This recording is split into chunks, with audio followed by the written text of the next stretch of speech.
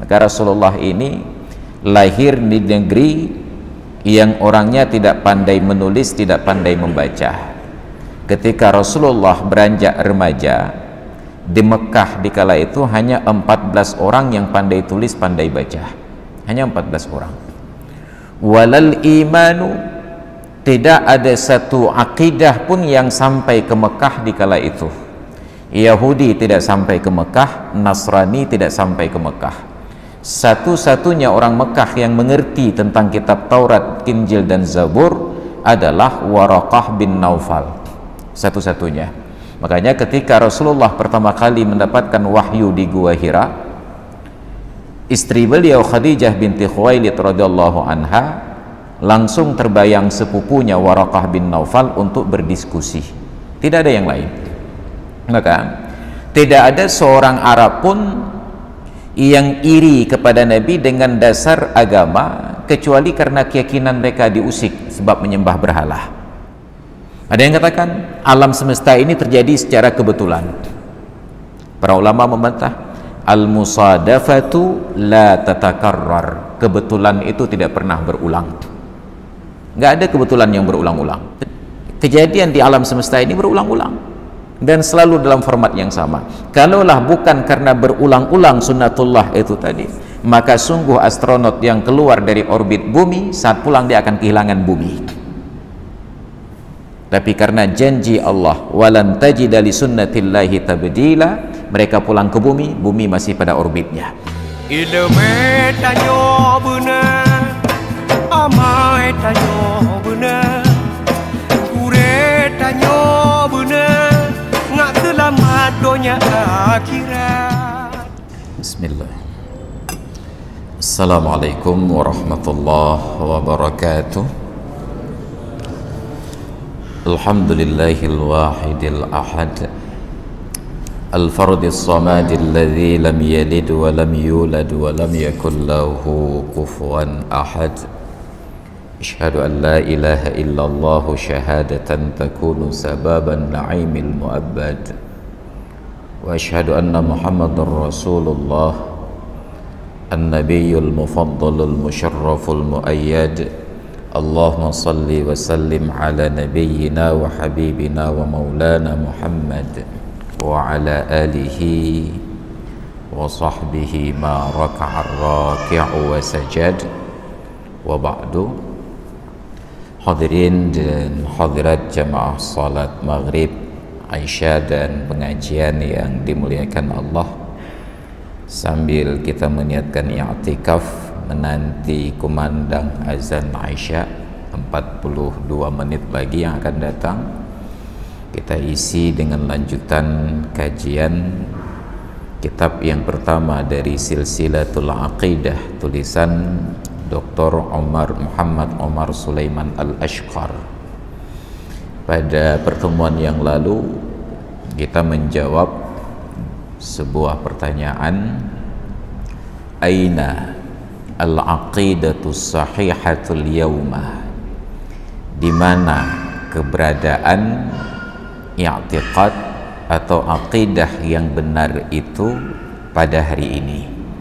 Ada banyak sekali keyakinan teologi, mulai dari yang sifatnya samawi, artinya dinisbahkan kepada wahyu dari langit, samaun langit, samawi itu dinisbahkan kepada langit, sampai dengan ardi, agama budaya, dari daya pikir seorang manusia, terserah kemudian disebut sebagai nabi, sains sebagai orang suci, atau bahkan lebih tinggi lagi dipertuhankan seperti Siddhartha Gautama dan seumpamanya, Konghucu, Konfusius. Itu tidak berdasarkan dari wahyu langit. Yang berdasarkan dari wahyu langit sebenarnya hanya satu agama, innad dina indallahil Islam, lalu berkembang kepada beberapa alternatif syariat, mulai dari syariat Yahudi, syariat Sabi, syariat Nasrani, dan syariat Islam. Agamanya Islam dan syariatnya Islam. dari beberapa pilihan tersebut mengerucut kepada satu saja, yaitu yang terakhir, Islam. Kenapa? Karena ada penegasan, dan yang kedua karena ada pembuktian. Penegasan dari Allah Ta'ala, inna nahnu nazzalna dzikra wa inna lahu lahafidhun. Sesungguhnya kamilah yang menurunkan al-dzikra, Al-Quran, dan sesungguhnya kamilah yang akan menjaga Al-Quran tersebut. Hafidhun, wasaf, tidak berzaman, dari dulu sampai di masa yang akan datang. Dari dulu Allah menjaga Al-Quran, innahu lakitabun karim. Al-Quran sesungguhnya dia itu adalah kitab yang mulia, di tempat yang terjaga dengan sangat ketat, sampai pada akhir zaman dijaga oleh Allah Ta'ala. Itu penegasan. Tidak ada sebuah kitab suci walaupun yang bersumber dari wahyu yang oleh Allah Ta'ala dijamin tetap terjaga. Taurat diubah, Injil diubah, Zabur diubah, dan Allah yang menegaskan sendiri dalam Al-Quran, yuharrifunal kalima amma wadhi'ihi. Mereka palingkan al-kalima, bentuk jamak dari kalimat, perintah-perintah tersebut, an mawadhi'ihi, dari aturan yang sepatutnya. Mereka melenceng. Ketika Allah turunkan Al-Quran, Allah tegaskan kami yang menjaga. Itu dari sisi penegasan. Yang kedua dari sisi pembuktian. Taurat itu tidak berlangsung lama sudah berubah. Injil tidak melewati fase waktu yang lama, Injil itu berubah. Minimal saat Rasulullah lahir, Taurat dan Injil itu sudah berubah. Karena di dalam Taurat dan Injil terdapat dengan jelas deskripsi, gambaran tentang Nabi akhir zaman, Nabi kita Muhammad sallallahu alaihi wasallam. Walladzina atainahumul kitaba ya'rifunahu kama ya'rifuna abna'ahum. Dan sesungguhnya orang-orang yang telah kami turunkan Alkitab sebelumnya, Taurat, Zabur dan Injil, ya'rifunahu, mereka kenal Muhammad itu, kama ya'rifuna abna'ahum, sebagaimana mereka mengenal anak laki-laki mereka sendiri.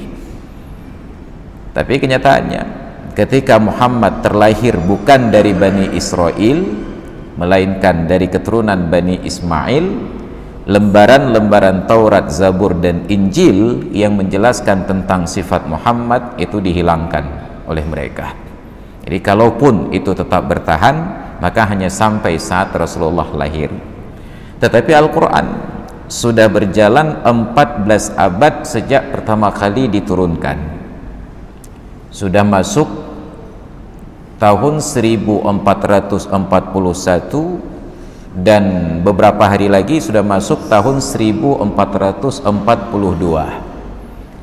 1441 bukan sejak pertama turun Al-Quran, tetapi sejak dari Rasulullah hijrah dari Mekah ke Madinah. Maka turun Al-Quran 13 tahun sebelumnya. Jadi sudah 1454 tahun Al-Quran itu turun. Sampai hari ini tidak ada perubahan sama sekali. Jangankan satu juz, satu surat, satu ayat, bahkan satu huruf pun tidak berubah. Padahal saat Al-Quran itu turun, penulisannya itu tidak serupa dengan penulisan sekarang, karena bahasa Arab dikala itu belum bertitik dan belum berbaris. Tapi bahkan ketika titik dan baris itu diadakan kemudian, okelah di masa Sayyidina Utsman bin Affan, dari masa Sayyidina Affan sampai kembali juga sudah 14 abad. Bahkan tanda yang dibubuhi oleh manusia itu pun mustahil untuk ditambah dan dikurangi. Maka siapapun yang berusaha untuk mengubahnya, jangankan satu ayat, bahkan satu huruf pun akan terbukti dan diketahui. Maka itu pembuktiannya. Maka kalau ingin melihat kebenaran akidah, lihatlah pada akidah yang ada penegasan dan ada pembuktian, dan itu hanya terdapat di dalam ajaran Islam. Faman arada ay ya'rifal aqidata salimata, maka barang siapa yang inginkan akidah yang benar, maka Islamlah jawabannya. Kemudian di dalam Al-Quran Allah tegaskan lagi, wa kadzalika awhayna ilaika ruhan min amrina ma kunta tadri mal kitabu walal iman walakin ja'alnahu nuran nahdi bihi man nasha'u min ibadina. Dan demikianlah telah kami wahyukan kepadamu wahai Muhammad ruhan, suatu ruh, min amrina, dari urusan kami. Ma kunta tadri mal kitabu, tidaklah engkau sebelumnya mengetahui apa itu tulisan, walal imanu, dan tidak bersentuhan pula dengan keimanan.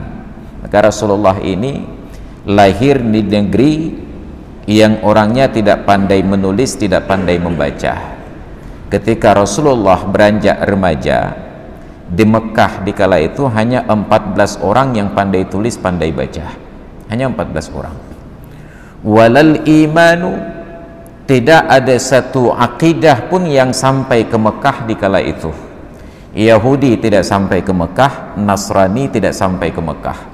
Satu-satunya orang Mekah yang mengerti tentang kitab Taurat, Injil dan Zabur adalah Waraqah bin Naufal, satu-satunya. Makanya ketika Rasulullah pertama kali mendapatkan wahyu di Gua Hira, istri beliau Khadijah binti Khuwailid radhiyallahu anha langsung terbayang sepupunya Waraqah bin Naufal untuk berdiskusi, tidak ada yang lain. Maka tidak ada seorang Arab pun yang iri kepada Nabi dengan dasar agama kecuali karena keyakinan mereka diusik sebab menyembah berhala. Barulah di Madinah dan di Mekah, di Madinah ada orang Yahudi dan ada orang Nasrani. Jadi seolah-olah Allah Ta'ala menskenariokan agar Muhammad ini selamat sampai mencapai usia puncaknya dilantik menjadi Rasul, supaya tidak diganggu oleh Yahudi dan Nasrani, dipilih untuk lahir di tempat yang tidak dikunjungi oleh Yahudi dan Nasrani, yaitu di Mekah. Andai kata Nabi Muhammad di Madinah, di Syams, ataupun di negeri yang lain, dari kecil Nabi Muhammad sudah dieksekusi. Maka Allah proteksi Nabi Muhammad agar tidak keluar dari Mekah kecuali dalam usia beliau sudah gagah sanggup bela diri. 13 tahun usia beliau diajak oleh paman untuk menuju negeri Syams berdagang, tapi dihambat oleh Allah Ta'ala melalui rahib Bahira, gagal. Kapan Nabi Muhammad baru keluar dari Mekah? Di usia 25 tahun. Kalau bahasa kita secara tradisional, belajar bela diri itu kalau ti menok putih, jadi sanggup bela diri. 25 tahun baru Nabi Muhammad berangkat ke negeri Syam untuk memperdagangkan harta Khadijah. Maka Nabi Muhammad tidak bersentuhan dengan akidah apapun sama sekali. Walal iman, engkau tidak berkenalan dengan keimanan.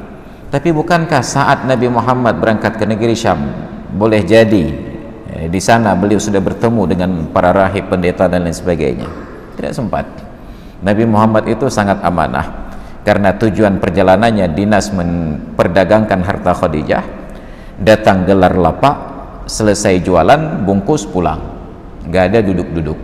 Beda dengan kita sekarang, tugas itu ada sambilnya. Begitu tugas keluar daerah sambil berkunjung ke sanak saudara. Rasulullah tetap hanya menjalankan tugas lalu pulang, tidak sempat berkenalan dengan satu akidah pun. Makanya saat bertemu dengan malaikat Jibril, Muhammad bingung, ini hantu atau makhluk apa? Maka begitu bertemu dengan Waraqah bin Naufal, baru didapat jawaban. Innahu lanamusul akbar alladzi jaa Musa min qablu. Wahai Muhammad, yang engkau temui di dalam Gua Hira itu adalah namusul akbar. Itu bahasa dalam kitab Taurat. Namus malaikat, akbar yang paling besar, yang mendatangi Musa sebelumnya. Maka diramallah nasib Muhammad itu oleh Waraqah bin Naufal.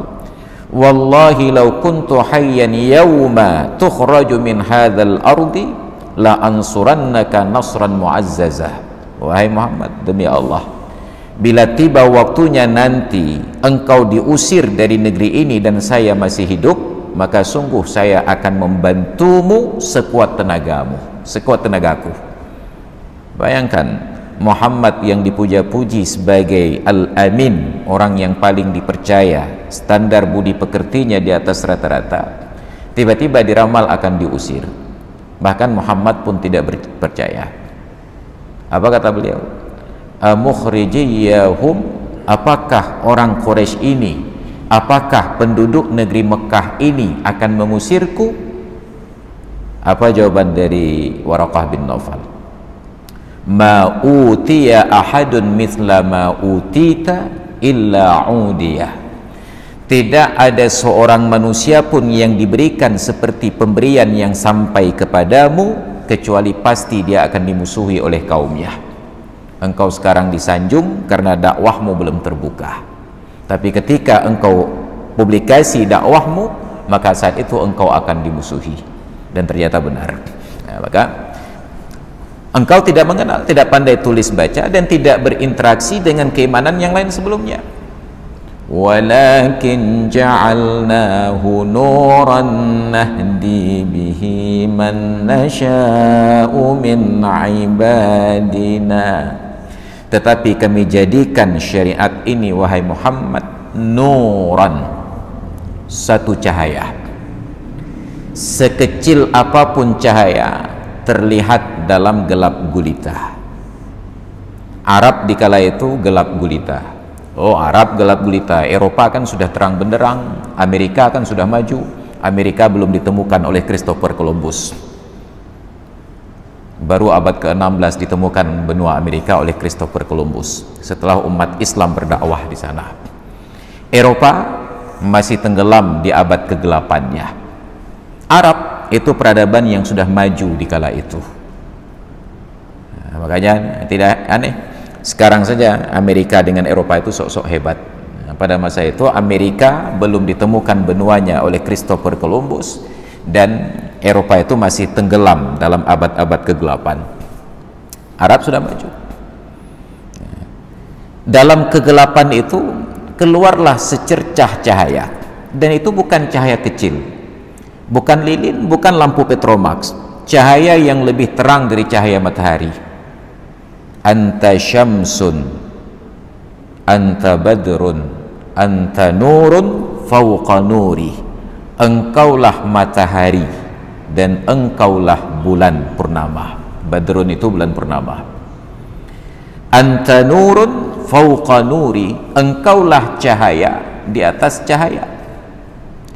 Syair dan selawat ini sekaligus menjawab pertanyaan, kenapa Nabi Muhammad saat berjalan di bawah terik matahari tidak mempunyai bayang-bayang? Kenapa Nabi saat berjalan di bawah terik matahari tidak punya bayang-bayang? Salah satu jawaban yang diberikan oleh para ulama adalah karena cahaya tidak berbayang. Bayang-bayang hanya terjadi apabila ada sebuah objek yang disorot oleh cahaya, maka di belakangnya terhalanglah cahaya, jadilah bayang-bayang. Bagaimana membayangi sebuah cahaya? Tidak mungkin. Nah, sekarang ada cahaya listrik begini, lalu ambillah senter atau yang punya HP, coba nyalakan lampu di HP-nya itu, flashnya itu, apakah cahaya yang ada sekarang ini berbayang? Tidak, cahaya tidak akan berbayang. Apalagi cahaya Nabi di atas segala cahaya. Maka itu jawaban yang paling kuat kenapa Nabi tidak berbayang. Ada yang lain katakan, kenapa Nabi tidak berbayang? Karena kemanapun beliau pergi dinaungi oleh awan. Orang yang berjalan di bawah naungan awan tidak punya bayang-bayang. Lalu ditanya, apa hikmahnya? Hikmah yang paling tinggi adalah bahwa Nabi Muhammad itu jangankan dirinya, bahkan bayang-bayangnya pun tidak boleh disakiti. Kalau kita masih bisa digilau cimekamnya, Nabi ini bahkan bayang-bayangnya pun tidak bisa diinjak. Maka kenapa raja itu ketika berjalan dipayungi agar bayang-bayang raja itu tidak dipijak, yang dipijak hanya bayang-bayang payungnya saja. Ini penghormatan terhadap Nabi kita Muhammad sallallahu alaihi wasallam. Lalu bagaimana tidak cahaya itu terlihat nyata terang benderang di tengah padang pasir, di tengah gelap gulitanya akidah manusia di kala itu. Walakin ja'alnahu nuran, tapi kami jadikan Muhammad itu sebagai cahaya. Coba, nahdi bihi man nasya, kami berikan hidayah dengan cahaya tersebut orang-orang yang kami kehendak saja. Semua tahu cahaya itu sangat terang, tapi tidak semua menerima keterangannya. Hanya orang-orang yang dikehendaki oleh Allah untuk mendapatkan petunjuk dari cahaya tersebut. Sederhana saja. Petunjuk hidup itu bukan karena kita tidak tahu itu benar, hanya karena kita tidak mendapat hidayah untuk mengikuti kebenaran. Nah, sekarang ketika kita sedang ribut-ribut masalah COVID, coronavirus dan lain sebagainya, virus corona itu tidak terlihat secara mata telanjang kecuali pakai alat mikroskop. Orang anggap remeh, tapi bahkan ada sebuah bahaya yang sangat nyata yang kita anggap remeh karena tidak mendapatkan hidayah. Mati karena corona tidak ada yang tahu kecuali dokter saja. Bagi kita itu hanya mati saja, tapi dokter yang meneliti, oh ternyata ini matinya karena corona. Bagi kita wallahualam pokoknya mati saja. Tapi orang yang mati kecelakaan di jalan tidak perlu keterangan dokter. Kebut-kebutan di jalan dengan tidak memperhatikan aspek keamanan, dia tidak pakai helm, dia tidak pakai sarung tangan, kendaraannya pun tidak pernah diuji, masuk bengkel resmi untuk memeriksa remnya, kampas rem dan lain sebagainya, UBI butagah, kecelakaan, pecah kepalanya, masuk di kolong truk, digiling, hancur. Semua orang melihat ini karena kebut-kebutan, ini karena tidak hati-hati, kecelakaan. Kita tahu jalan raya itu bukan tempat yang aman. Tapi pertanyaannya, berapa orang yang kemudian terinspirasi mendapatkan hidayah untuk berhati-hati di jalan raya?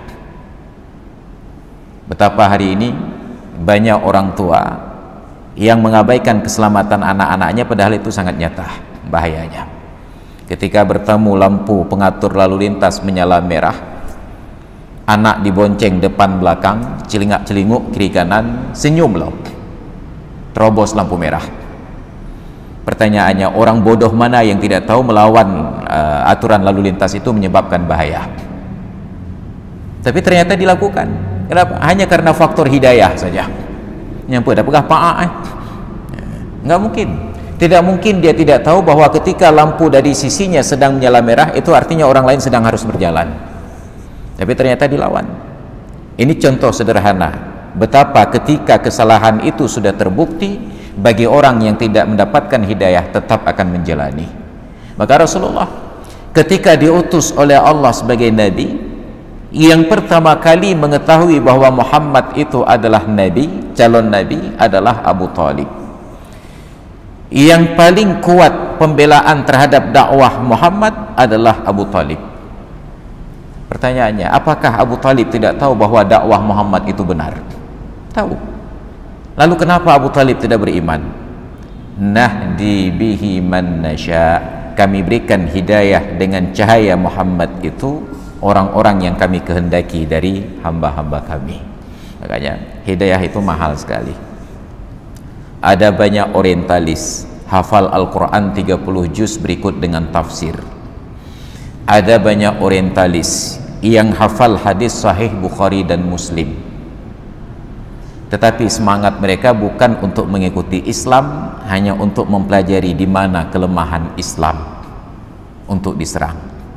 Kita hanya hafal surat Al-Fatihah, Al-Ikhlas, Al-Falaq dengan An-Nas, karena sering ada acara kenduri baca Samadiyah dan tahlil. Kita tidak hafal hadis satu pun, tapi alhamdulillah kita beriman kepada Muhammad. Nahdi bihi man nasya min ibadina, kami berikan petunjuk dengan sebab Muhammad itu orang-orang yang kami kehendaki dari kalangan hamba-hamba kami. Maka kita bersyukur, berterima kasih kepada Allah atas hidayah Islam dan iman ini. Ini prinsip dasarnya. Nah, berikutnya, ahammiyatul aqidatil islamiyyati wa daruratuha. Pentingnya akidah Islam ini dan seberapa darurat untuk kita memerlukan syariat Islam, akidah ini. Kita ambil kondisi sekarang. Umat Islam, kita di Aceh lah mungkin kita ambil gambaran. Ketika orang-orang lain mulai kalut dengan kondisi pandemi seperti ini, Banda Aceh, Aceh besar, yang angka penularannya itu tinggi sampai bukan lagi merah, sudah merah hati, mendekati hitam. Tapi pertanyaannya, dalam aktivitas kita sehari-hari terlihat nggak wajah takut itu di orang-orang Aceh?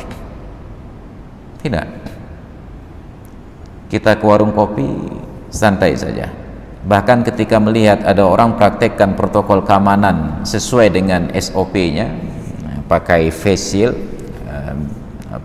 zirah di muka itu, ketika orang lain merasakan itu sebagai kebutuhan, kita hanya melihat itu sebagai sebuah kelucuan.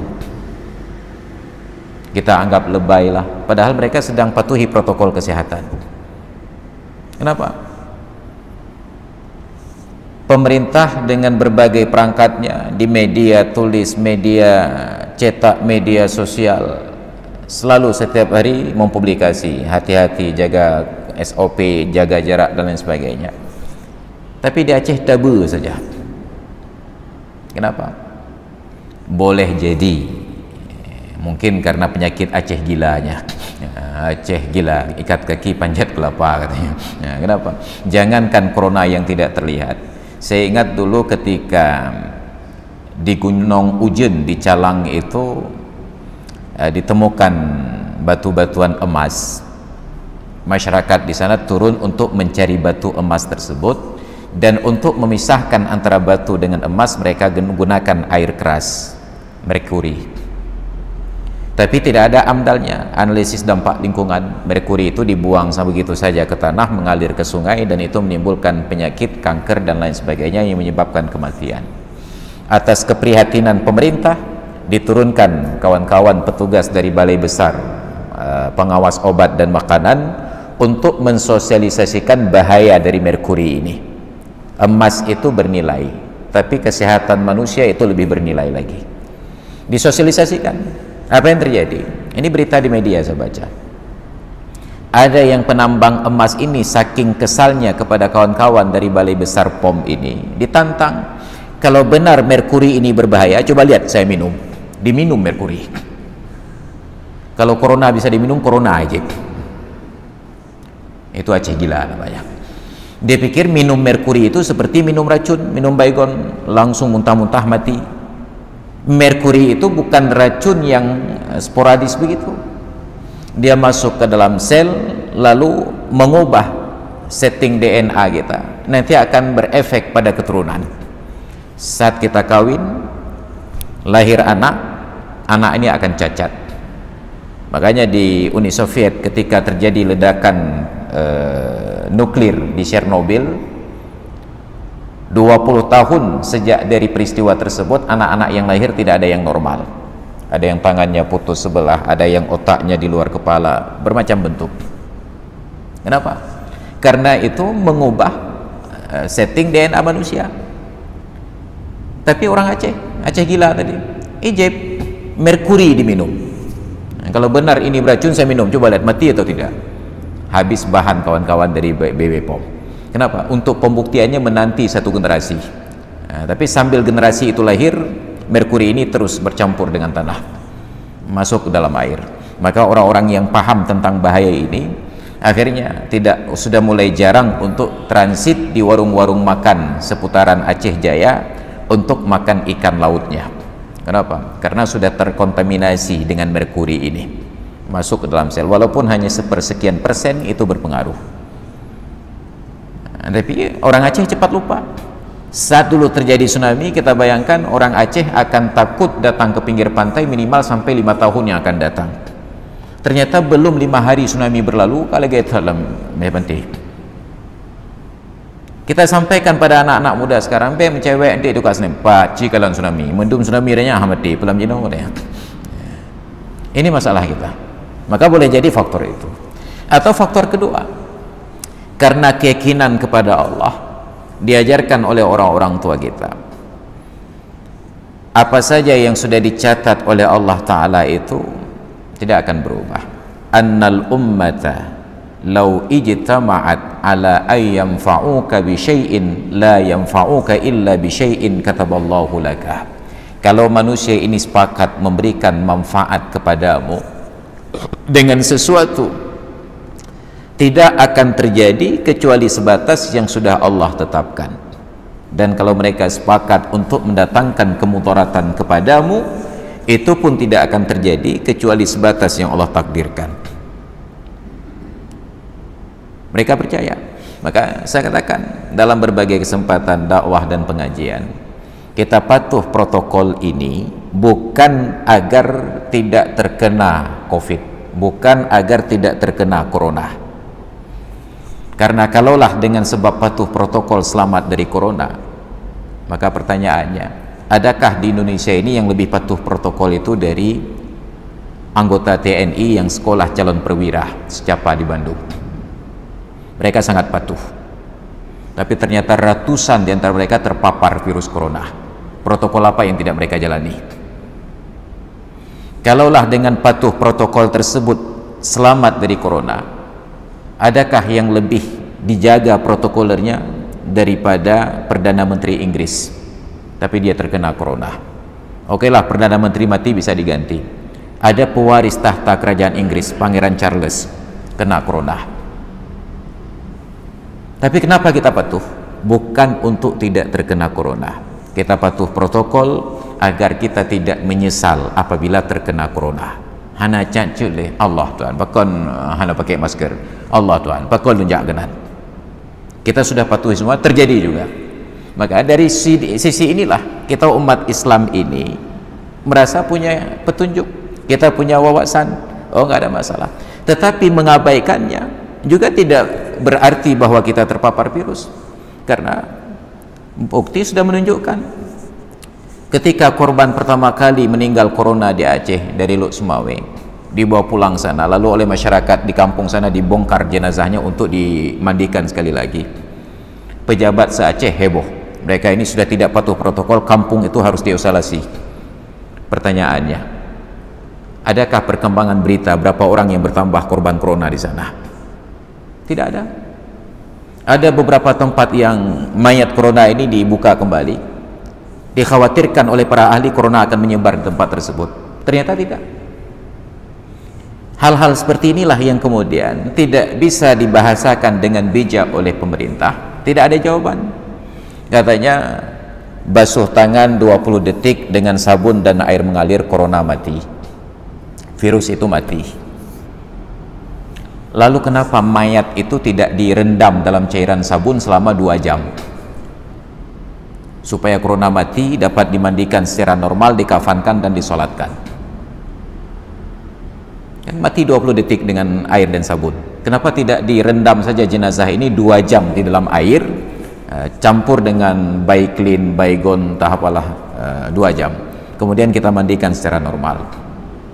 Kata para ahli, orang yang sudah meninggal tidak akan mungkin menularkan virus kecuali kalau dia batuk. Empajan tapre hurung mati batuk. Kontradiksi-kontradiksi inilah yang tidak disampaikan dengan baik sehingga masyarakat frustasi. Dalam keadaan frustasi mereka abaikan protokol, panenakan bendumian. Inilah yang kemudian merusak keyakinan. Nah, maka dalam hal ini kita tidak ingin menyesal. Takdir itu kehendak Allah. Toh nanti masuk surga, masuk neraka juga janji Allah. Lalu untuk apa sibuk-sibuk sekarang kita sholat, kita mengaji, kita belajar agama?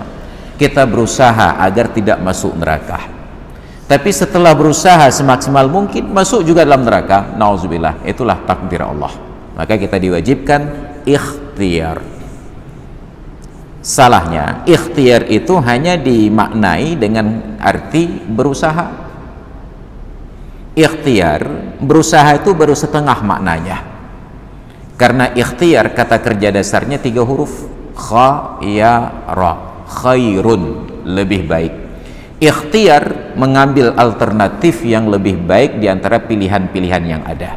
Itu baru disebut ikhtiar. Berusaha memilih alternatif yang terbaik di antara pilihan-pilihan yang ada. Itu yang disebut dengan ikhtiar. Kita hanya mengartikan ikhtiar itu dengan berusaha. Maka kita bersyukur bahwa dengan akidah Islam ini kita mendapatkan ketenangan. Karena toh kalaupun mati dalam wabah ini, kata para ulama, salah satu orang yang mendapatkan pahala syahid adalah meninggal dalam pandemi wabah. Itu hanya mendapatkan pahala syahid, artinya dikubur dia selamat. Persoalan di akhirat itu bab lain lagi, dihisap lagi. Apabila amalannya mencukupi, terampuni dosanya, masuk surga. Apabila bermasalah, maka dia harus transit di neraka. Nauzubillah summa nauzubillah. Maka ada kondisi manusia sangat membutuhkan syariat Islam. idh huwa biduni hadhil aqidati dha'i'un ta'ihun yafqidu dzatahu wa wujudahu. Karena manusia tanpa ada akidah ini, dia akan tersesat, dia akan terlantar, kehilangan jati diri dan eksistensinya, kehilangan dirinya dan wujudnya. Dari dulu orang bertanya, manusia ini dari mana? Perkembangbiakan manusia itu seperti apa?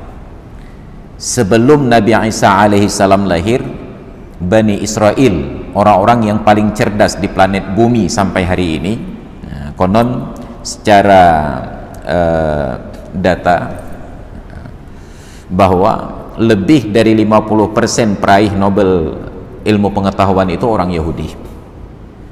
Itu datanya dari dulu sampai sekarang. Tapi sebelum Nabi Isa lahir, sebelum diturunkan kitab Injil, orang Yahudi itu mengadakan sebuah musyawarah besar di antara ilmuwan-ilmuwan mereka, membicarakan tentang status perempuan. Apakah wanita ini manusia seutuhnya, mempunyai darah, mempunyai daging dan nyawa, ataukah hanya tubuh saja tanpa nyawa? Bayangkan, itu sudah diturunkan Taurat oleh Allah, mereka masih mempertanyakan substansi manusia ini, esensinya. Apakah perempuan itu ada nyawa, ataukah hanya tubuh saja terdiri dari kulit, tulang, dan darah? Ataukah ada nyawanya? Kesimpulan dari musyawarah besar mereka tersebut adalah bahwa perempuan itu setengah manusia. Mereka hanya terdiri dari zat, tubuh, kulit, darah, tulang, dan urat-urat, tidak ada nyawa. Itu Eropa, itu Yahudi. Maka Allah bantah pendapat mereka itu dengan melahirkan Nabi Isa alaihi salam, seorang laki-laki yang sempurna wujud laki-lakinya, dari rahim seorang perempuan yang tidak bersentuhan sama sekali secara harfiah dengan seorang laki-laki. Kalau benar orang perempuan tidak punya nyawa, lalu bagaimana dari benda mati bisa melahirkan makhluk hidup? Bagaimana mungkin dari benda mati bisa melahirkan makhluk hidup? Maka kelahiran Nabi Isa itu sendiri adalah mukjizat untuk membantah pendapat manusia ini. Itu bahkan sudah turun Taurat, sudah turun Zabur, tapi mereka masih kehilangan eksistensi dirinya. Kita ini, manusia ini dari apa?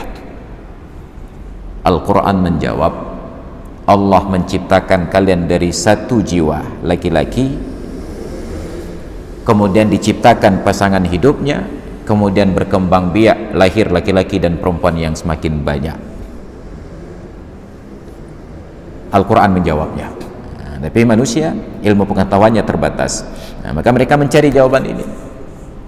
Al-aqidatul islamiyyatu wahduha hiya allati tujibuha ala at-tasaulat allati syaghalat.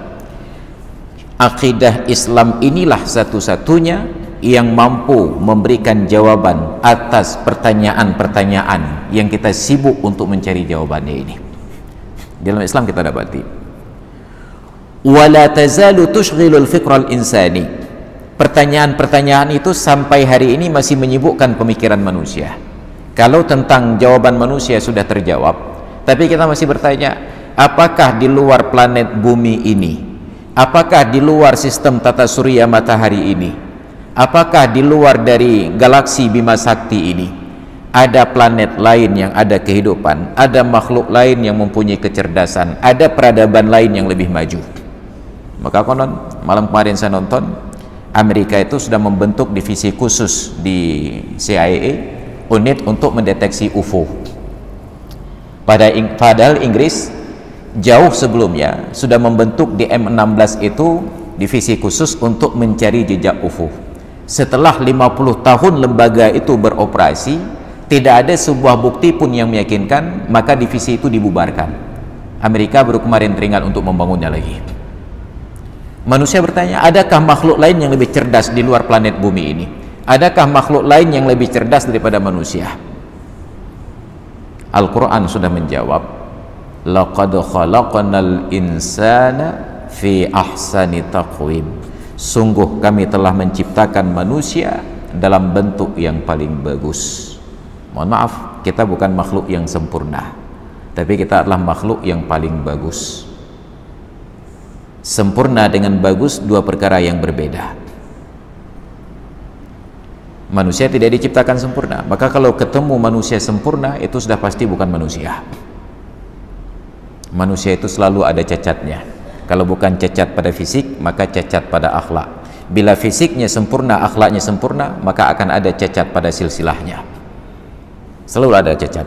Kenapa? Karena Allah tidak ciptakan kita makhluk sempurna. Kita diciptakan sebagai makhluk fi ahsani taqwim, dalam bentuk yang paling istimewa. Islam sudah menjawab. Bal tuhayyiruhu, maka pemikiran-pemikiran itu membingungkan manusia. Apa pertanyaannya? Min aina ji'tu, dari mana saya datang? Wa min aina ja'a hadzal kaunu, alam semesta ini datang dari mana? Oke, sudah ada teori Big Bang, ledakan dahsyat. Tapi pertanyaannya, dari sumber apa ledakan itu terjadi? Al-Quran menjawabnya, as-sama'u wal ardu kanata ratqan fafataqnahuma. Langit dan bumi itu dulunya menyatu, lalu kami pisahkan. Kullum fi falaki yasbahun, setiap benda yang ada di falak ini yasbahun. Yasbahun itu kosakata yang dipakai untuk kata kerja berenang. Baru belakangan ilmu pengetahuan membuktikan dengan teropong bintang, teleskop yang canggih, bahwa benar planet dengan planet, bintang dengan bintang itu berenang saling menjauh, dia terus membesar. Kenapa? Ditandai oleh perubahan-perubahan warna, dari warna merah menjadi warna ungu dan lain sebagainya. Itu rumit penjelasannya, bukan kajian kita. Manil mujid, siapa yang menjadikan alam semesta ini? Manusia yang tidak mendapatkan hidayah iman, mereka beranggapan ini terjadi secara alami, natural. Maka terlepas dari kontroversi tentang ada Adnan Oktar, Harun Yahya nama penanya, membuat visualisasi yang bagus sekali tentang narasi ini. Andai kata manusia beranggapan alam semesta dengan segala keteraturannya itu terjadi secara tiba-tiba begitu saja, itu sama seperti keyakinan manusia bahwa ada sebuah pesawat Boeing yang terjadi begitu saja akibat dari angin puting beliung melewati sebuah tempat pembuangan sampah.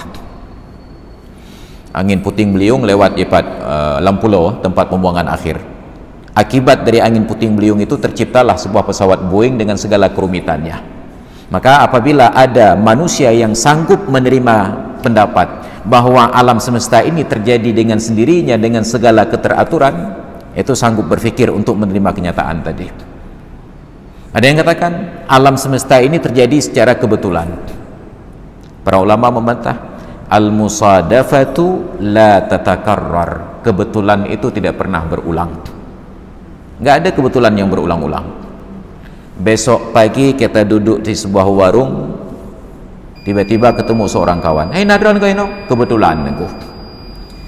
Besoknya lagi kita pindah ke warung lain, ketemu lagi orang yang sama, "Hey Nadron," kebetulan aku. Kita pindah lagi ke warung yang lain, ketemu lagi dia, "Hey Nadron kau ini?" Kebetulan aku. Kalau 3 kali berturut-turut ketemu, itu nggak mungkin kebetulan.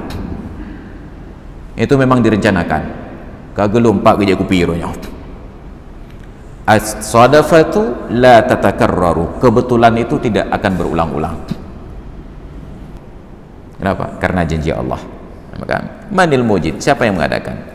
Wa ma sifatuhu, lalu bagaimana sifat zat yang menjadikan alam semesta ini? Wa ma asma'uhu, dan apa namanya? Maka manusia mencari kekuatan di luar dirinya. Orang Hindu menemukan ternyata sapi itu fungsinya luar biasa. Mereka sembah sapi. Mereka dapati gajah itu luar biasa. Mereka sembah gajah. Dulu orang-orang yang hidup di padang pasir mendapati manfaat pohon itu besar sekali. Pohon disembah. Ada yang melihat halilintar itu terangnya luar biasa. Halilintar disembah. Karena matahari konsisten menerangi, matahari disembah. Apapun kekuatan di luar dirinya disembah. Ini masa lalu. Tapi Islam datang memberikan petunjuk bahwa zat itu punya nama. Namanya Allah. Sifatnya dengan segala nama yang 99 tersebut. Wa ma dauruna fi hadzal kauni, lalu apa peran kita di jagat raya ini? Enggak ada yang tahu. Sampai Islam datang, wa idz qala rabbuka lil malaikati inni ja'ilun fil ardi khalifah. Dan ingatlah wahai Muhammad ketika Tuhanmu berfirman kepada malaikat, sesungguhnya aku akan jadikan di muka bumi khalifah, pengganti. Fungsi kita adalah pengganti. Menggantikan siapa? Makhluk sebelum kita yang pernah memakmurkan bumi. Dan apa yang mereka lakukan lebih hebat dari yang kita lakukan hari ini. Maka khalifah artinya pengganti. Ada pengganti tugas Allah di muka bumi untuk menjalankan keadilan. Ada pengganti tugas Allah Ta'ala di bumi untuk menjalankan keteraturan. Makanya para pemimpin raja-raja tersebut, mereka wajib dipatuhi karena mereka adalah perwakilan dari Allah di muka bumi untuk menjalankan keteraturan. Diberikan hak-hak khusus selama mereka tidak menentang Allah dan tidak menentang Rasulnya. Maka jawaban ini ada di dalam Islam. Wa ma 'alaqatuna bil khaliqil ladzi khalaqana. Pertanyaan berikutnya, lalu bagaimana hubungan kita dengan zat yang telah menciptakan kita? Apakah lepas begitu saja atau masih ada yang harus dilakukan? Wa hal hunaka awalimun ghairu manduratin wara'a hadzal 'alamil masyhudi, dan adakah di luar sana alam yang tidak dapat disaksikan selain dari alam yang terlihat ini? Alam kita disebut alam fisika, di belakangnya itu kita hanya menyebut alam metafisika. Wa hal hunaka makhluqatun aqilatun mufakkiratun ghairu hadzal insani, dan adakah di luar sana makhluk yang berakal, yang cerdas, yang berfikir selain dari manusia ini? Wa hal ba'da hadhil hayati min hayatin ukhra nasiru ilaiha, dan adakah setelah kehidupan ini berakhir terdapat kehidupan lain yang kita berjalan ke arahnya? Wa kaifa takunu tilkal hayah, lalu kehidupan berikutnya itu seperti apa? Apakah seperti sekarang bekerja lagi, dapat uang, dapat rezeki, makan itb in kanal jawabu bil ijab, apabila benar ada kehidupan setelah kematian. Gak ada yang bisa menjawab sampai Islam datang, Al-Quran datang menjawab. Ada alam dunia, ada alam kubur, ada alam akhirat. Tidak selesai hidup kita di dunia. Maka orang-orang yang tidak percaya alam akhirat, mereka memaksakan diri untuk memahami proses insilahul arwah, reinkarnasi. Ada banyak ketidakadilan di dunia ini. Lalu bagaimana orang baik itu bisa bertahan tetap baik padahal dia dizalimi? Apa jawaban mereka?